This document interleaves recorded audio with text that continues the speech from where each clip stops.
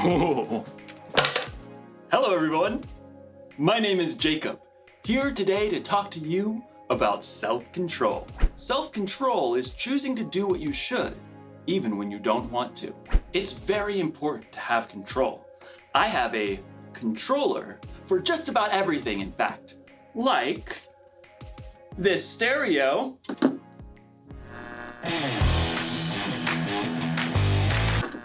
Thanks, stereo. Or this fan.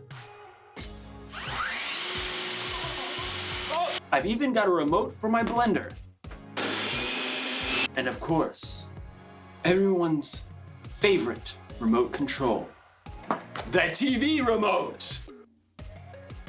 Whoa, where is the TV remote? This is its spot. This is its home. It's where it lives. Where are you, little TV remote? TV remote! TV, TV, TV, TV. No, little guy, where are you? TV! This makes me so mad.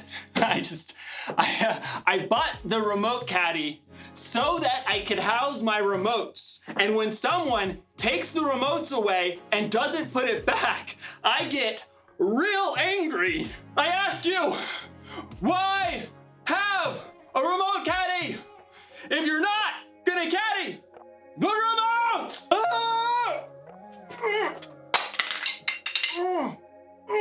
What's going on?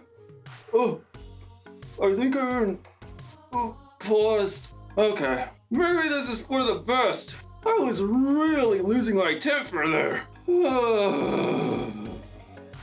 Okay, I feel better. You can unpause me now.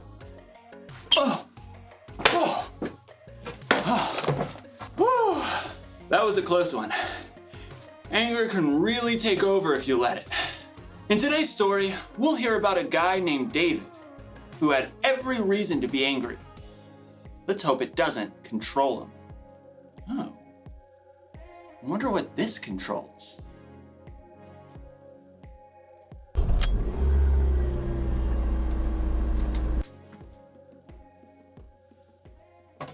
I don't even own a car.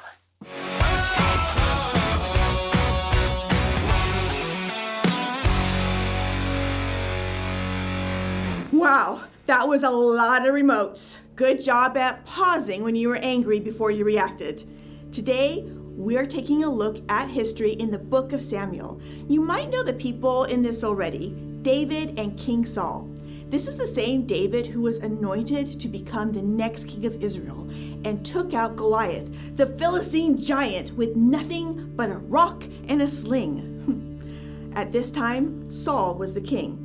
But he was an inconsistent ruler with massive mood swings. He wasn't the greatest king. In fact, he made a lot of choices that put other people in danger, including David. King Saul was a super jealous person, and one person he was jealous of was none other than David.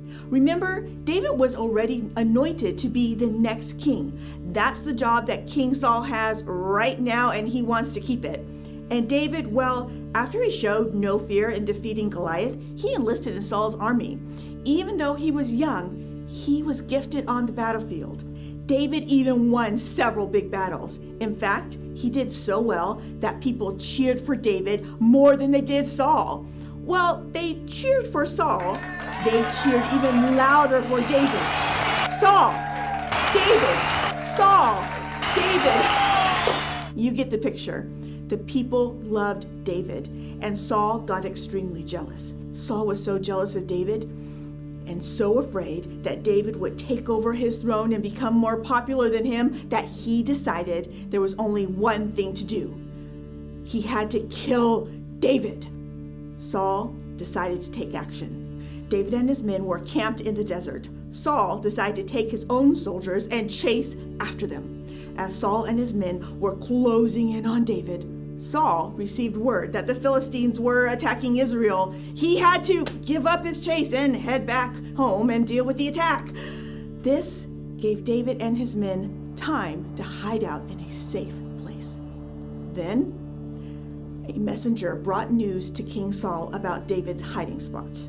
We're told that Saul was so enraged that he hadn't yet caught David that he took 3,000 men to swarm where David was hiding. 3,000! David only had about 400 men with him, so it was 400 to 3,000 men. The goal was simple: scare him out of hiding, capture him, and put him to death. David caught word of this and hurried to hide in a nearby cave. Now here's where the story gets interesting. Saul and his men were looking all over the place for David, but couldn't find him. Saul then told his men to halt and wait for a moment. Saul then crept into the very same cave where David and his men were hiding. Thankfully for David, Saul didn't see them. In fact, Saul only went in there for one reason. Does anyone have a guess why Saul went into the cave?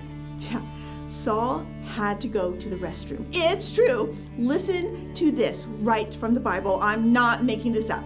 This is in 1 Samuel 24, 3-4. Saul came to some sheep pens along the way. A cave was there. Saul went in to go to the toilet. David and his men were far back in the cave. David's men said, "This is the day the Lord told you about. He said to you, I will hand your enemy over to you. Then you can deal with him as you want to." Basically, David's men were telling him that God had delivered Saul into his hands instead of Saul killing David. Now David was in position to kill Saul, take the throne, and put an end to Saul's reign. David was angry with that Saul was trying to kill him. He was frustrated that the king he had served was turning on him in such a nasty way. If anyone had reason to be totally angry, it was David. Maybe he should listen to his men and kill Saul, but that's not what David did. Instead, while Saul was busy doing his business, David crept up behind him. Instead of attacking him, David cut a small piece of his robe and then returned to where his men were hiding. Saul never noticed. After Saul was finished, he went back out and joined his men. Then David came out and confronted Saul. David called out to Saul. Then David bowed low. He lay down flat with his face toward the ground. Listen to what David said here. It's pretty amazing. "This day you have seen with your own eyes how the Lord handed you over to me in the cave. Some of my men begged me to kill you, but I didn't. I said, I will never lay a hand on my master. He is the Lord's anointed king. Look at this piece of robe in my hand. I cut it off the corner of your robe, but I didn't kill you. See, there is nothing in my hand that shows I am guilty of doing anything wrong. I haven't turned against you. I haven't done anything to harm you, but you are hunting me down. You want to kill me. May the Lord judge between you and me. I won't do anything to hurt you." David was frustrated and angry. David had a chance to give into his anger, get even, and take out Saul. Instead, he honored Saul because Saul was still the king. Saul, moved by David's words, started weeping very loudly. "My son David, you are a better person than I am," he said. "You have treated me well, but I've treated you badly. May the Lord reward you with many good things. May he do it because of the way you treated me today. I know for sure that you will be king." Even though David had every reason in the world to take out his anger on Saul, King Saul was trying to kill him. But instead of losing control, David paused and thought and didn't let his anger take control. You don't need a remote control for yourself to know how to pause. You can do that on your own. If you're angry because someone borrowed something they weren't supposed to, or someone said something that really hurt your feelings, you could just fly off the handle, or you can pause and count to 3 or 10. Or 100 if you have to, and think about how you're going to respond. Remember, you can pause in real life, but what you can't do is rewind. Once you've said or done something in anger, it's out there. You can never take it back. Not saying you shouldn't ever get angry. In fact, Jesus himself got angry, but he had good reasons to get angry. and so do we sometimes. Like when you or someone you know is being treated unfairly, that's a good reason to get angry. Losing a remote, probably not the best reason to get angry. But good anger or bad, it's still wise to keep control of your anger instead of letting it control you. And that's our big idea today. Don't be controlled by your anger. Count to 10 and keep your cool.